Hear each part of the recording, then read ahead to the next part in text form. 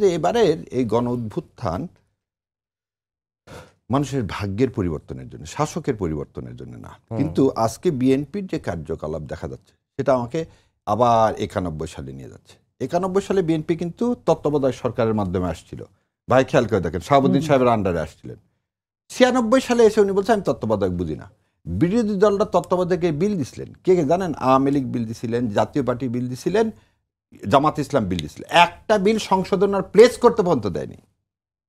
একটা বিল যদি বিরোধী দলের কেউ দেয় সেটা প্লেস করতে হয়। ওনারা এই 5 বছর প্লেস করতে দিলেন না। 12 ফেব্রুয়ারি আন্দোলনের ধাক্কায় তখন বাধ্য হয়ে তারা কি করলেন? তারা কিন্তু তত্ত্বাবধায়ক সরকার কি করলেন? বাস্তবায়ন করলেন। আজকে সালাউদ্দিন সাহেব বলে দিলেন যে গণভোটের মাধ্যমে সংবিধান পরিবর্তন হয় না। তার মানে বিএনপি চাচ্ছে না মানুষের ভাগ্যের পরিবর্তন। বিএনপি চাচ্ছে যেন তার ইলেকশন হয়ে ক্ষমতায় যাওয়া। এটা যদি লক্ষ্য হয়, এবং আপনারা দেখেন যে কথাটা বারবার বলা হচ্ছে 3 জন উপদেষ্টা এর সাথে জড়িত, এবং এই উপদেষ্টাদের মধ্যে ধারণা কারা কারা? আমার ধারণা law adviser is the main. এখানে আসিফ নজরুল হচ্ছে সব কলকাঠি নাড়তেছে, এবং সে এই যে গোজামিল এগুলো সব সে জেনে শুনে করতেছে যাতে ভবিষ্যতে আর কেউ এসে ওই বিগত সরকার এসে এটার অ্যাডভান্টেজ নিতে পারে। একদম আমি আপনার সামনে বলে দিচ্ছি, এই ফাঁকগুলো তিনি ইচ্ছা করে রেখে দিচ্ছেন যাতে যেমন করে আপনার হচ্ছে পঞ্চম সংশোধনী।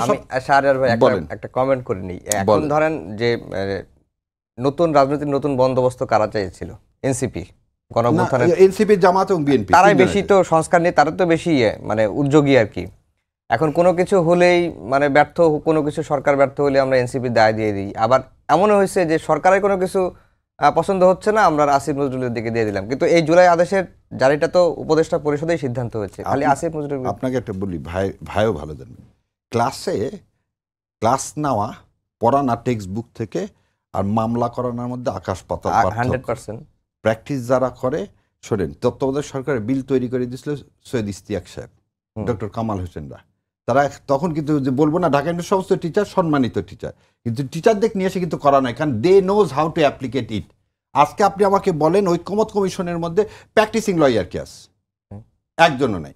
এই আসিফ নজরুল সাহেব সমস্ত কমপ্লিকেসি করতেছে, একটা অনেস্ট বয়ান এখন পর্যন্ত দেখ না কেন যে সে ইন্ডিয়ার পরামর্শ ছাড়া এটা করতেছে। এই ফাঁকগুলো উনি রাখলেন কেন?